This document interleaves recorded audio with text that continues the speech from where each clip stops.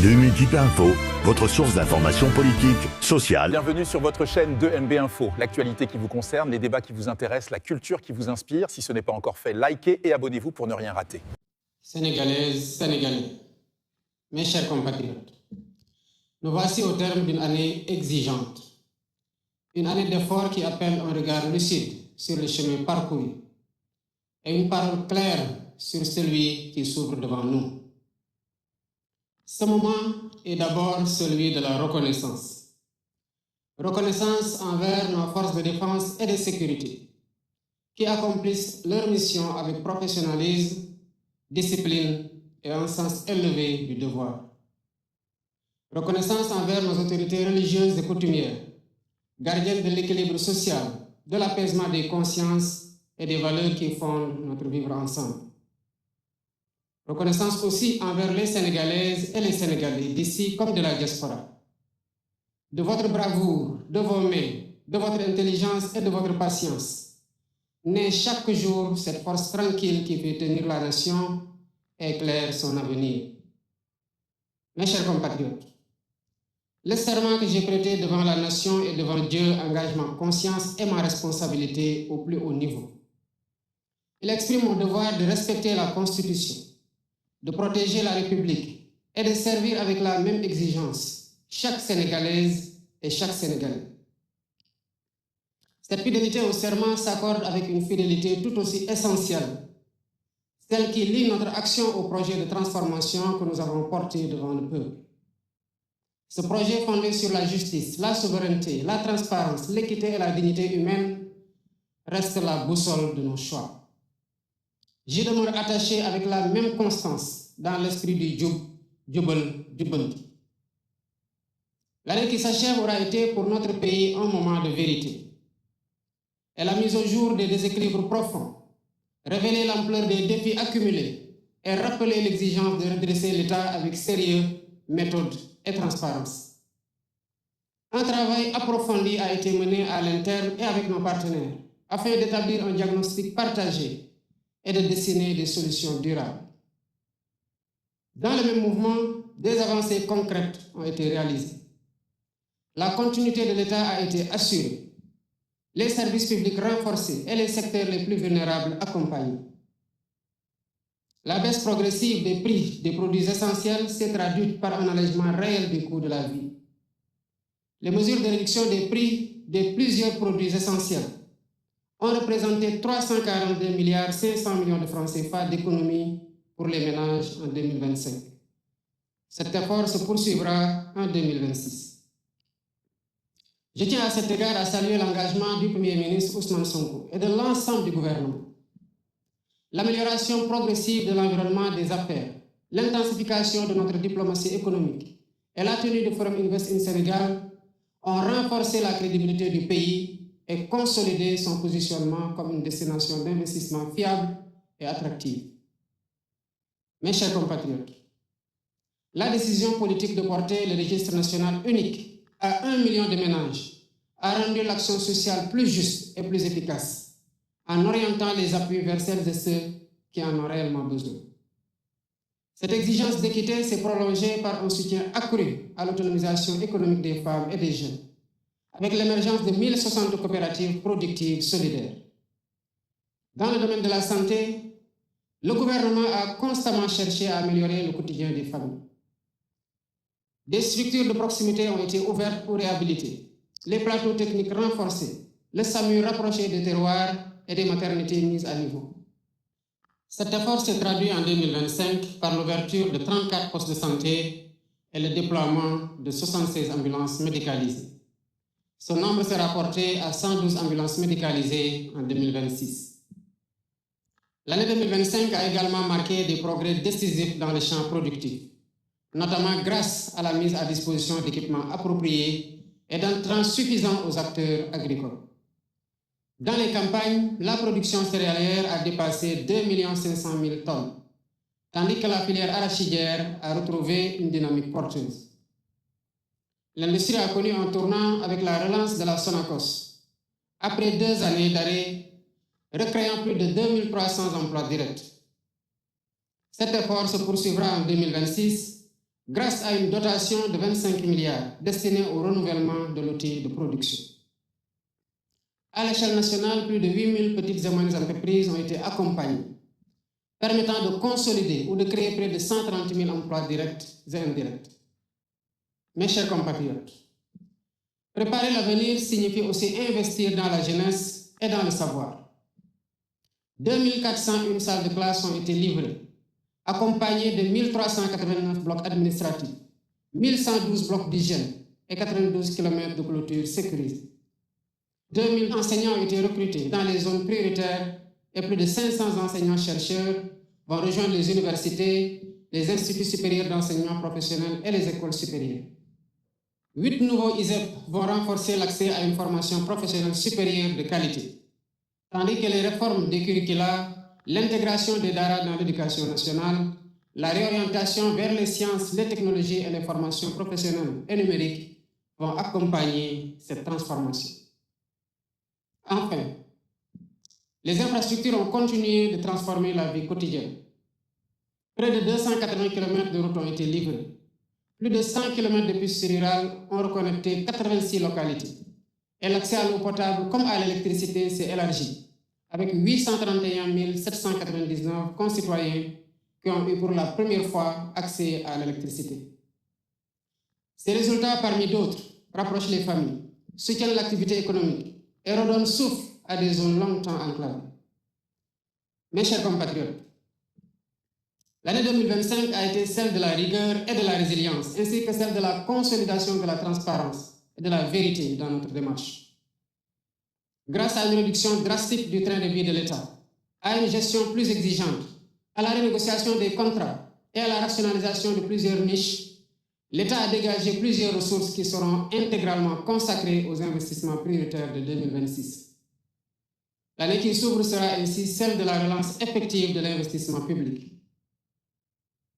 Dans l'éducation, afin d'accélérer l'éradication des abris provisoires et améliorer les conditions d'apprentissage, 29 milliards sont prévus au titre de l'année 2026, sur un budget global de 62,8 milliards destinés à la construction et l'équipement de 2500 salles de classe, 300 blocs administratifs, 50 000 mètres linéaires de clôture et 480 blocs d'hygiène, entre autres.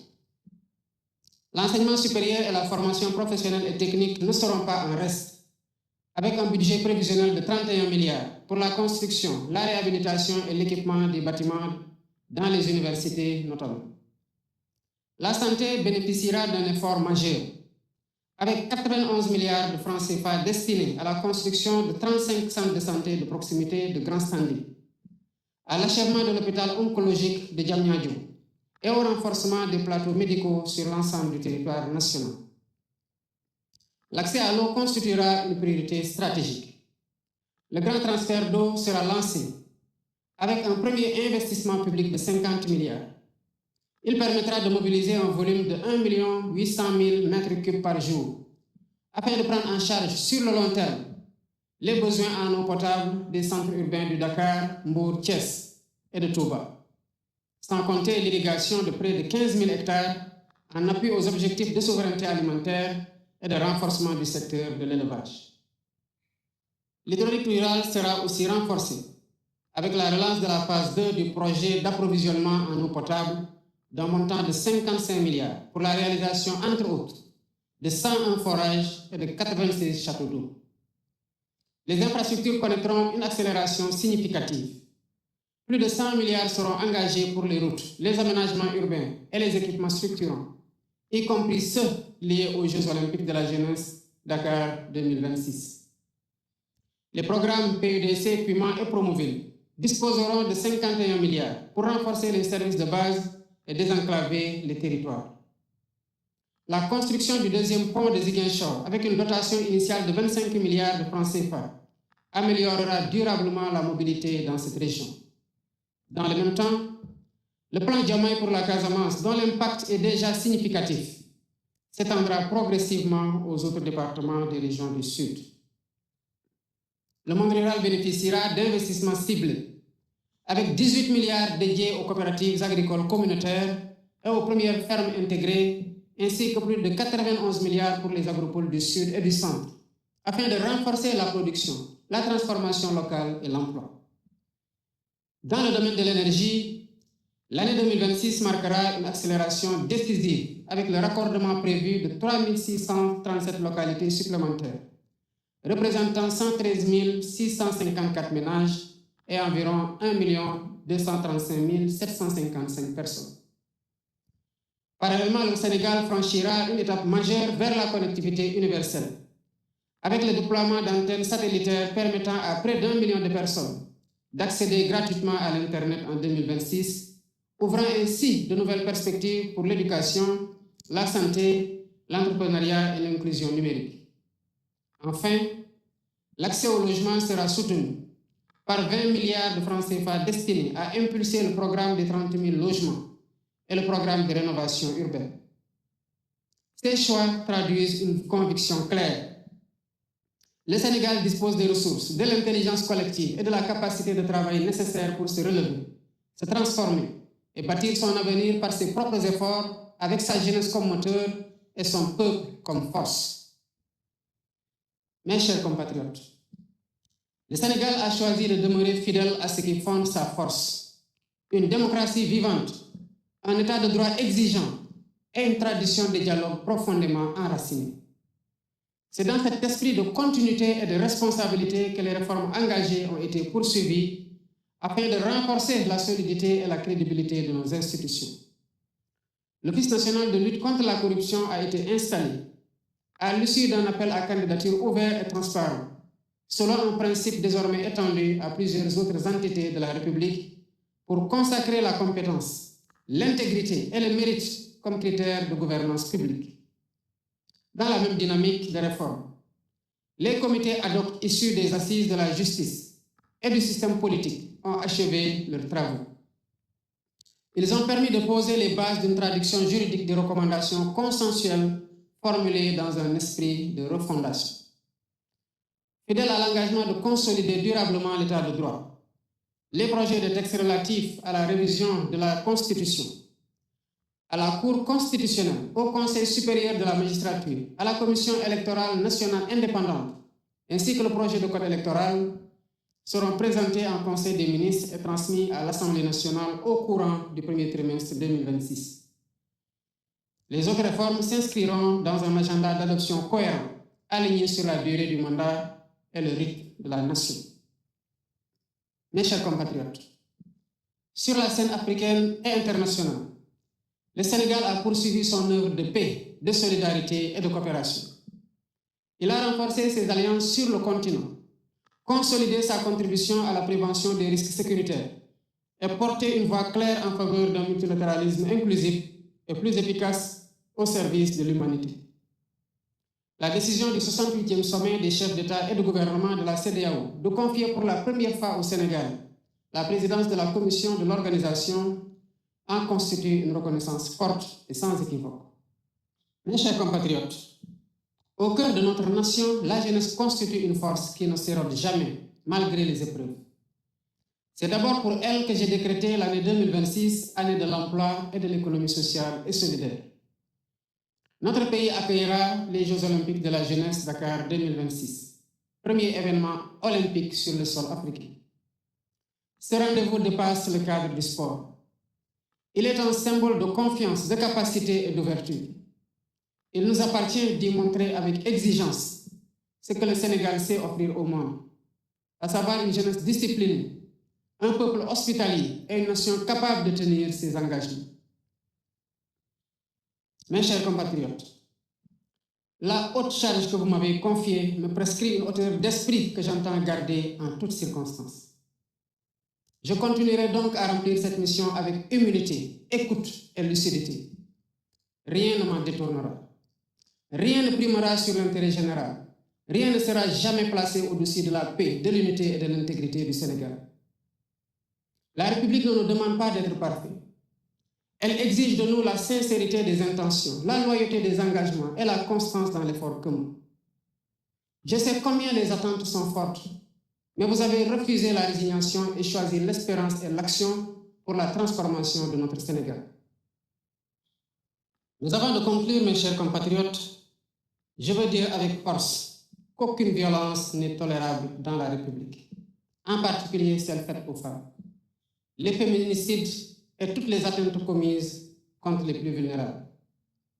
L'État poursuivra sans relâche la prévention, la protection des victimes et la sanction implacable des auteurs, afin que la dignité, la sécurité et la vie soient garanties à toutes et à tous. Que l'année 2026 apporte la santé, la paix des esprits et l'harmonie dans tous les foyers. Je vous souhaite à toutes et à tous une bonne et heureuse année 2026. Que Dieu bénisse le Sénégal et l'Afrique. Vive la République, vive le Sénégal. Merci d'avoir regardé 2MB Info. Si vous voulez comprendre le monde qui vous entoure, abonnez-vous et activez la cloche.